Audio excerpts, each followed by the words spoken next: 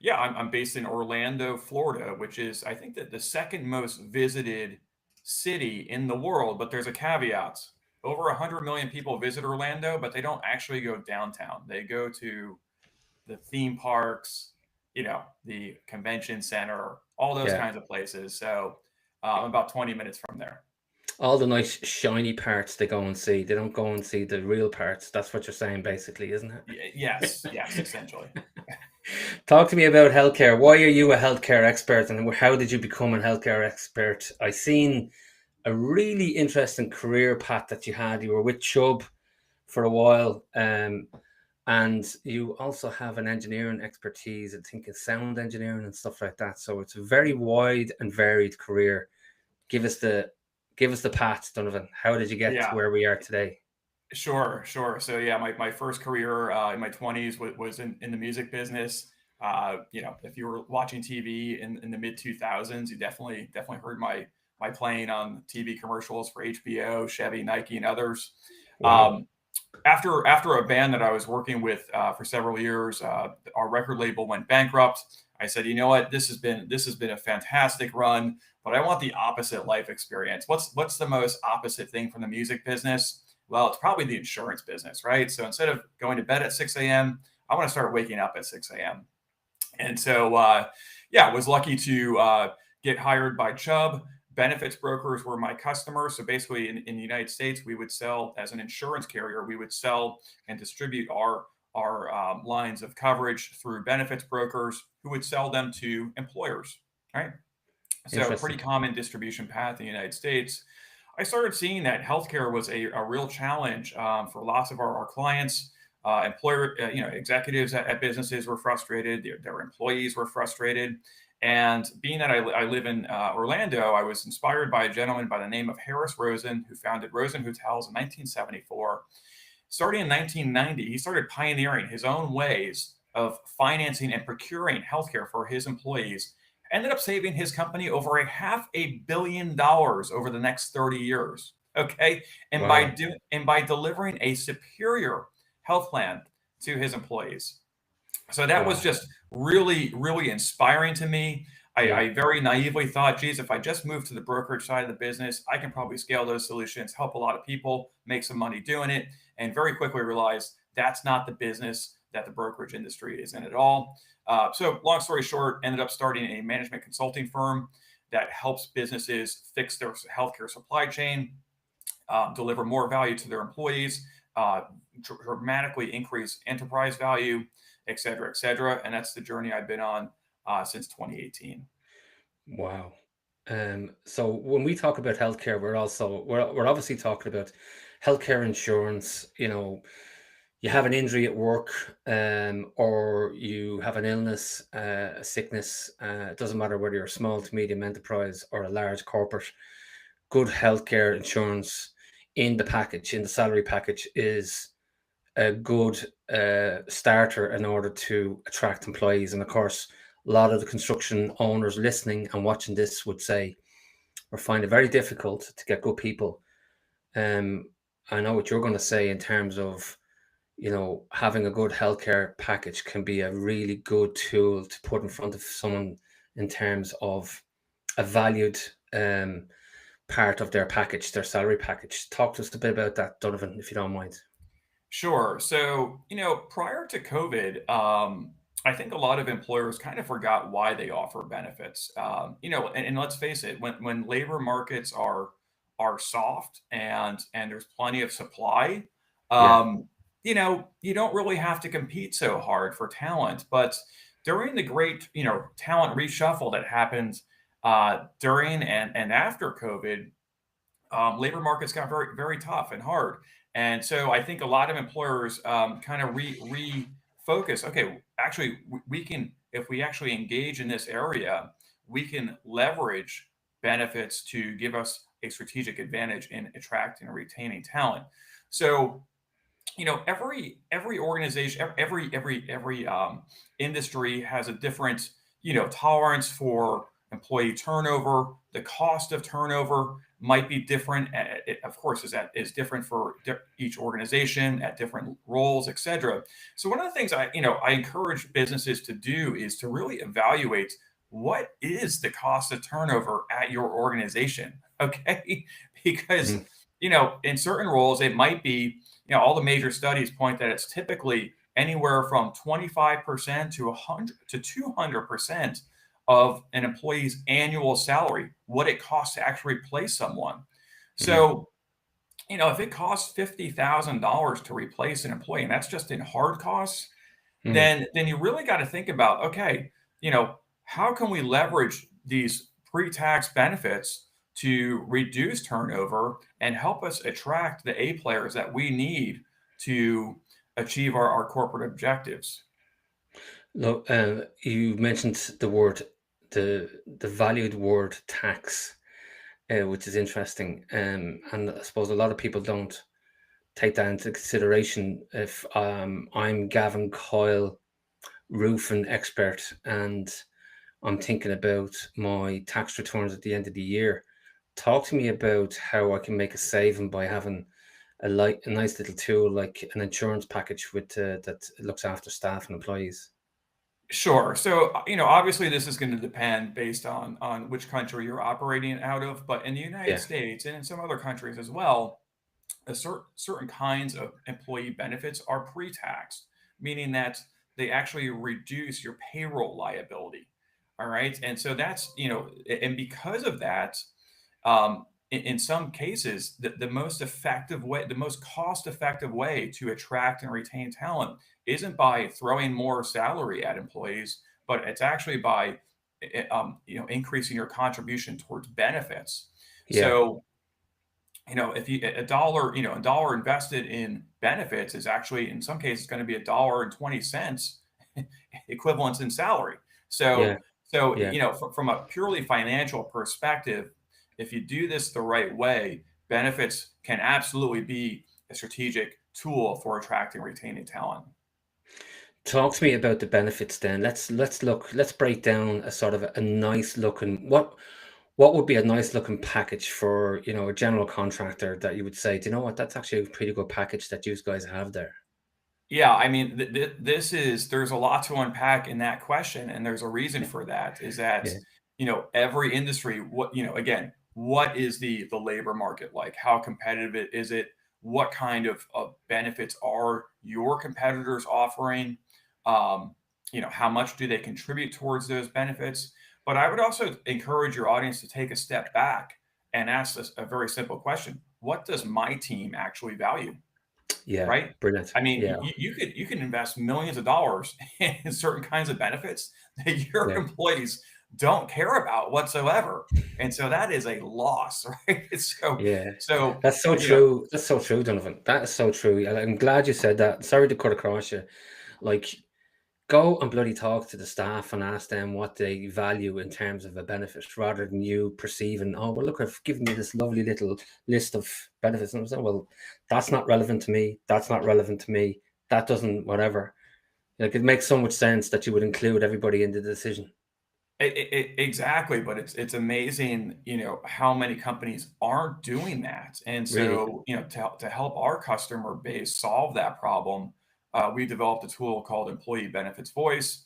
It's a simple survey that Yeah. you can deploy very easily and actually understands what your employees value and what they don't. And honestly, the answers are often surprising to not only my team, but also the Yeah. executive team as far as what people really want.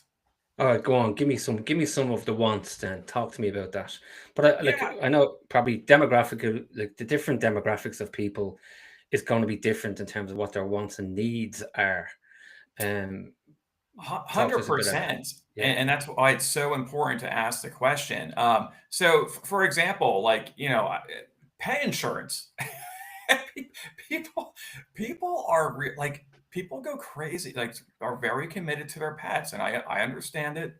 Um, You just said pet insurance, didn't you? I I just want to did get just that say, right. Yeah. yes, just for the record, I said pet insurance. Oh my Jesus. Oh my God. But it's a relatively low cost benefit, a shocking amount of people really appreciate as an employee perk. It's something they would actually talk about with their friends and say, "Look, Wow. we just got this new benefit that we really like taking advantage of." So yeah, I mean, it's just amazing. And I'm not like, listen, I pass zero judgment. You know, everyone has their own standard of value across all kinds of things, and Yeah. that's great. You know, in the United States, we have 500 different kinds of cereal for a reason. Because people like different things, and that's Different. perfectly okay. Right. I'm just picturing a guy that has, a snake in the sitting room in at home and stuff like that. And pet insurance would mean a lot to him. Yeah. Well, It's just going, you yeah. know, be sure your benefits professionals reading the fine print on the exclusions there. But yes, your point's well Oh. taken. But so there is complexity around that. Like, so how do you get a benefit package that suits everybody really? How do you find that when you do your scoring assessment? How do you sit back and go objectively, okay, really these are the high value ones? How do you measure that? Sure, sure. So, starting with, what is what's the budget for this program to This begin model. with, Yeah. and how are we going to allocate that budget to maximize the largest return on our investment? So yes, if there are common themes that across the population, people are valuing different things that people are valuing, then yes, you might want to consider paying for those things at the employer level. If Yeah. if you've got a mixed population who's, some people are really, liking, cancer protection or whatever. There's a million different kinds of products out there. Yeah. Um, then, simply just offering them, like make it easy for employees to buy these different lines of coverage or programs at a discount, right? Because you're getting it through a group chassis, it costs less, and just give them choice. And I think that's important as well. When I Hmm. first started off in the business, one of the things we would do was, sit down with employees and help them customize a benefit package on an individual basis, Yeah. based on their risk tolerance, their needs, their budget, et cetera. Yeah. And that really, helps with employee satisfaction, employee engagement, that level of communication. Yeah. I'm just thinking, I live in Ireland and the government decided in their wisdom to apply a personal tax against you if you had insurance, if you have health insurance. So if I, as an employer, was giving health insurance to my employees, they would pay a thing called benefit in kind tax. Wow, interesting. Such a kick in the stones. We would love to do healthcare in Ireland, I would imagine, because it is more and more topical in terms of, obviously, since people came out of COVID, they're a lot more focused on, health and well-being and all that good stuff. And mental health is a big thing in construction. Mhm. How the hell we decided as a nation to make that a negative, I would suggest, rather than turn it into a positive. Have you any experience in other countries where they tax the individual for having a beautiful thing like health insurance? No, not personally. I mean, our work is really mostly focused on U.S. based businesses and U.S. Mm, based populations, yeah, and really, the focus of my book was really to give executives the playbook on how to exercise the power that they already have. Right? yeah, In the U.S. anyway, executives have so much power. Businesses have so much power that they're not using because they don't have clarity on how to actually exercise it. So that was really, the thesis and the focus of the book. As far as, things that can be rectified and improved at a system wide level, that might yeah, be the follow up book. Who knows? But yeah, the focus and scope of the book was to really focus on the power that people have. yeah, and so putting a model together and how to put a model together. So would your clients say to you, Donovan, I don't know where to go to get this stuff. Like, where do we go to get this type of stuff? Like, do you act then as a conduit to them to say, okay, for healthcare, we're going to, or for hospital care, for cancer care, whatever it is, we're going to use this company because they can do X, Y, and Z all the way down here? Or do you do a collage of different providers and then pull it together? Or what way does that work for you? Yeah, so just to level set for your audience, in the United States, most businesses buy benefits through a broker without really understanding that brokers are not in the business of providing financial advice. They're not in the business of helping you maximize your investment. Yeah, They serve as retail distribution for health insurers and by yeah, proxy hospitals and drug makers. And so they make more money when costs go up, not down. So relying on them for financial advice is does not work as we're yeah. as we've seen for a long time in the United States. So glad you said that. So, Yeah, so it's glad a you said that. big misalignment, and every country has their own rules around what insurance sales agents can and cannot do. I Yeah, know a lot of countries in the EU, they don't allow the sale. They don't allow proactive sales of insurance. As an agent, you can't proactively prospect. It has to all be inbound. yeah, So anyway, that's why, and so the thesis for my company, my management consulting firm, is that what businesses actually need are services in this area, right? They need advisory services. They need yeah, what role, like the conversation that we're having, what role do benefits, what role do they play or can they play in yeah, helping us achieve our objectives? Should hmm, we even offer anything, right? yeah, Let's back up and ask some really basic questions. And then from there, once we've built out what we call benefits blueprints and a multi-year strategy, then it comes down to, okay, let's go through the next step in the engagement is procurement. We'll manage the RFP process on your behalf. We will negotiate against these vendors, help you get the most value for your money, and then we will help implement and manage these programs on an ongoing basis. So we don't work, and the beauty of this model is that we don't work for the insurance industry. We yeah. work for the employer. Our job is to protect employers and patients from the insurance and medical industrial complex, not to sell it to them. I'm Okay. glad So you said that. I'm so glad you said that because that's like obviously a niche business for you as well in that area because nobody that I know, or I don't know that there's many. You're nearly an independent in terms of you've no bias in the system, really, is what you're saying. Um, 100%. In fact, the you know, first title for my book, the working title was Unbiased Advice. go on. Well, there you because go. because Yeah, the problem with the legacy brokerage model is that some insurance companies pay brokers a lot more than others.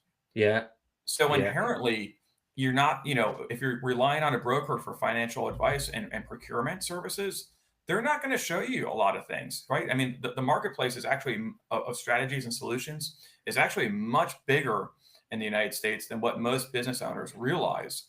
And yeah, so when they finally get unbiased advice, one of the first things that happens is they say, "Oh my goodness, I didn't realize the marketplace of insurance products and procurement methodologies is actually huge. It's much bigger than I yeah, ever thought." Which of course yeah, creates its own challenges, right? yeah, Okay, then it comes down to, well, what's right for me in my yeah. organization? So we have to have a process for that as well. So, without getting too controversial, Donovan, me and you are basically saying that the game is rigged. Well, yes. I mean, it is rigged, and there's a very specific reason why. The Yeah, reason I say that it's rigged is because it's not the legacy system has not been transparent about who they actually work for. yeah, If you're gonna be a double agent, meaning that you're going to get paid by the employer and yeah, by the vendors, yeah, you have to disclose that. In fact, yes, um, yeah, that became federal law in the United States in 2022, and it's amazing how often employers are not aware of that law, and brokers are not fulfilling their responsibilities as far as disclosing that to businesses. a broker once said to me, and I'll never forget it. He said, all I need is a heartbeat and a pen. And that sums up a lot. And I don't want to give brokers a bad name, but like, you know, I suppose really what we're saying here, Donovan, is if you do bring in this great idea, great initiative to by having a really good financial health plan and strategy for your business, if you go with a bad broker, it's going to be very hard for you to unwind that um, product that you've now given to all your staff. So if you turn around in 2 years' time and go, oh, shouldn't have went with this. This is not right. Someone has looked at it and said we're paying too much, and it's the wrong type of product. It's not going to give us the full coverage for whatever, whatever, whatever. Yeah. If you have to turn around to your employees and go, by the way, we're dumping that insurance, they're not going to be happy. Well, change is always hard. And so the question that businesses need to ask is, well, let's just back up. Most businesses in the United States are not aware that 25% of what they're spending is being completely wasted. That's $4,000 per employee in waste. I mean, Wasted on insurance.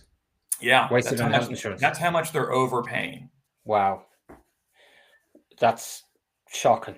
Yeah, and the reason that they don't know that is that, the insurance industry has been masterful in lowering expectations amongst the C-suite and saying, "Hey, listen, healthcare costs just go up every year. It's not a whole lot we can do about it." And so an unfortunate byproduct of that narrative being promoted over and over again is that a lot of C-suite executives have just left the conversation. I mean, think about it. As a CEO of my company, if I'm hearing that there's nothing I can do about a situation, Yeah, I don't need to be in that meeting anymore. I'm going to delegate it to someone else and have them tell me what they think we should do.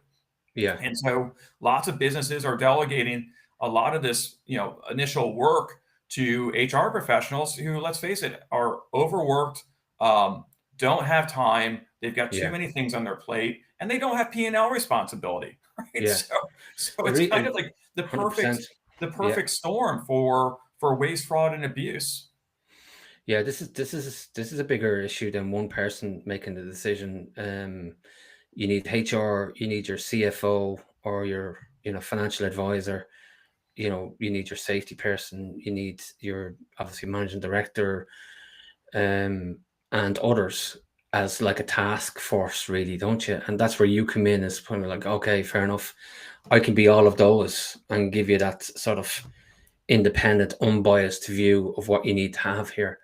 I'm so Which, glad you mentioned that because the decision making process is so important for success. And what's happening in the United States is that the fiduciary standards, which have been around since 1974 at a federal level, are just starting to now be enforced a little bit. There's been a number of lawsuits in this area, and so they're just starting to be enforced. And I don't know why mm, it's taken so long, to be honest with you. But this is actually a huge opportunity for businesses. A lot of people think, oh, compliance, just check the box and move on. This is actually an amazing opportunity because it's telling employers, listen, you have not only the right, but the responsibility to demand accountability and transparency from your vendors. And mm, once you get that transparency, wow, you can make better decisions. But let's go back to your original premise, which is on the decision making process itself. So yeah, one of the things that we're helping our clients establish right now is our fiduciary committees for their health and welfare programs. And so one of the beautiful thing about that is that it helps to define and clarify the decision making process, right? Like who has a voice and who has a vote and yeah, what's the process for making changes? yeah, Because the cost of inaction in this area, when we're talking about, at least in the United States, a company's second or third largest expense, which is healthcare, the cost of inaction can be huge. It can be in the millions of dollars each year. So having yeah. a real clear process, to your point, it is imperative. It's also good governance Yeah. within the business as well, which a lot of people sort of might not connect the dots with. Um, in terms of, I'm going to bring it back a bit, maybe. I'm a CEO. Give me an idea of the type of benefits that you are aware of that maybe not many people would be that aware of that they could avail of for their employees. Give me some sort of good initiatives, if you like, that you could say, "Do you know what? That's a really cool thing that would attract employees. Yeah, absolutely. There's a number of paths we could go down, but I'll mention one because it's really amazing that a lot of executives you have a concierge doctor, right? And so, well, let me just kind of put some parameters around what that means. They have a doctor that they pay on a monthly basis or on an annual basis so that they can get better access to them, right? Wow. Right, because access, time is money, right? And so if you're wasting time trying to get an appointment to see a physician Yeah. and you're sick, you're not feeling good, and you can't get an appointment for 6 weeks, Yeah. that is terrible. And you have to spend 2 hours on the phone trying to Yeah. get an appointment. That Yeah. is a total waste of time and Yeah. drain on your productivity. Yeah. So to help solve for that, a lot of executives have been, buying and partnering with the concierge doctor for years. So here's this because they know there's a return on the investment, that their time is the most valuable asset they have. And so it's worth, making sure that they can get in when they need to get in and take care of themselves so they can remain productive. And so the question is, okay, so if it's good for you, why not consider offering that level of service to your employees? And there's a bunch of Yeah. different ways that you can go about doing that. Yeah. But, think about it, to increase the productivity of your team, get rid of those barriers to care, right? Yeah. Make it easy for their families as well. Yeah. All these things, again, are designed to increase productivity. And just for clarity purposes, when we talk about a doctor, we're not talking about a Botox doctor or No, no, we're talking about a primary care physician. Yeah. a very okay physician. Yeah. One good one for the business owners, and I've taken it out myself, is Keyman Insurance. Yep. Uh, for those of you that may not know what Keyman Insurance is, if you're the key person in the organization, what happens if you're taken out of the organization for health reason or whatever it may be, and therefore the key man insurance would pay for the salary of somebody to come in and take your position within the company to run the company for the time being, or it doesn't have to be run on the company, could be whoever your key people are that helps keep the company going. You could take out insurance on them. That's another one that I've definitely taken on board. Have you got that Keyman insurance in the States? Yeah, it's a very popular solution in the United States. It falls under the property and casualty side of the insurance business, which Okay. my firm does not deal with. But yes, there are a number of relatively low cost insurance products out there, which are actual insurance products, right? They're there to protect you against unpredictable, potentially catastrophic risk, and that's exactly what something like Keyman Insurance does. Cyber insurance has become incredibly popular for good reasons, and that market's predicted to grow tremendously over the next 10 years. Um, Really? Oh yeah, absolutely, absolutely. So yeah, it's all about getting good advice, and at the end of the day, finance teams, HR teams, they don't, this is not their wheelhouse. Meant for the vast majority of them have no technical training and experience in healthcare finance and procurement, or just real technical risk management. Yeah. So, just to use an example, I I don't want to have to keep up with the changing U.S. tax policy each year.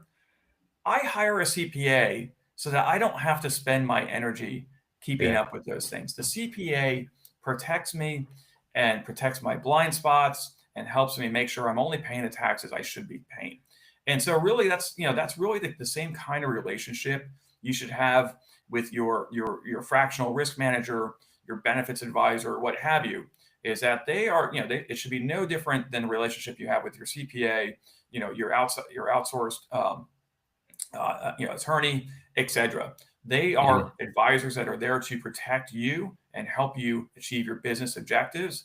And so you have to know what to look for, right? Are they will they serve as a fiduciary to you in their contract? In the Yeah. United States, there's only a few dozen benefits firms like mine who will actually do that, serve as a fiduciary to the employer, meaning that under law they have to serve you in your best interests. That's a big Mhm. deal. And so those are the just the kinds of things you want to look for in that relationship. I'm going to hit you on the spot if you don't mind, Donovan. But on average, what should I be budgeting? I know you're going to say like it's everyone has a different budget depending on the size of the organization, but generally, if you were to put a dollar amount per head or per employee within the business, what should I be looking at as a sort of a fair market price? Yeah, I mean, yeah, as you mentioned, it's going to vary a lot by your industry. The cost of turnover, et cetera, et cetera. But it could be anywhere from in the United States, it could be anywhere from 500 to $3,000 a month, Wow, depending on your industry. Um, and again, wow, most of that's going to be pre-taxed, but it really depends. So if you're, and it's going to depend on what's going on in the broader economy as well, right? So hmm several years ago, when the market for tech talent was really tough, you know, companies like Google, they're throwing lots of money they at were, they benefits. were. And so if you're competing for talent with Google, Yeah, you're well, right. then we're having a very different conversation than if you're in the fast food industry and it's much easier to get employees. Yeah, that's I suppose the other way of looking at that as well. If you want to be creative as a owner of a business, you know, as you said, and I think you alluded to it earlier on in the podcast, was sit down with your team and go, okay, how much are you willing to put on the table, and we'll match it, or we'll double it, or whatever else. It does that. Don't be scared by 500 a month. It doesn't have to be 500 a month. It could be split over between a shared cost between the employee, or it could be another creative way is linked to the profit of the company, as you kind of alluded to as well. If the turnover and the gross profit and net profit is aligned, there's a benefit then to the healthcare. Have you seen that as well in terms of looking at the end of year figures and going, okay, let's throw some of that back into the healthcare pot? Yeah, I mean, I would just say from a macro perspective, companies that really engage to optimize their healthcare supply chains, their benefits programs, gain a strategic advantage. There is no question that they're gaining a strategic advantage in their ability to attract and retain talent, their ability to increase enterprise value. I mean, we see this regularly with our customers where some of them have been in business for 30 years, and we optimize their programs for several years, and then all of a sudden they get an offer that they've been looking for to be Yeah, bought, right, at a multiple that they're very happy with. And yeah. it's like, yes, this is part of the exit planning strategy. And actually, this should be part of your business strategy at no matter what stage you're at, is because even though we're in the age of AI and AI can do everything, Mhm. people still need people to grow these businesses and solve these problems. And so you got to pay attention to it. Doesn't have to be complicated. Doesn't need to be incredibly expensive to be Yeah. effective. Yeah, and it doesn't have to be paid up front, or does it? You can sort of do the payment as a payment plan type of thing as well. That rather than doing an upfront cost, which is going to affect your EBITDA or your profit margin, you can spread it out over 12 months and sort of take a risk model view of paying this.